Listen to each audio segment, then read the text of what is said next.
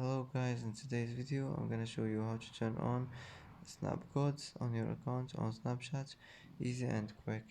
First, after you click on profile icon, click on the settings icon here, and now you will find here scan, click on it, and here as you see you will find Snapcodes. Just click like this and it will be turned on. And that's how to turn on Snapcodes on scan settings, easy and quick. And that's it for today's video. If you like this video, don't forget to like and don't forget to subscribe. I hope this video is helpful for you, and thanks for watching until the end, and see you in the next video.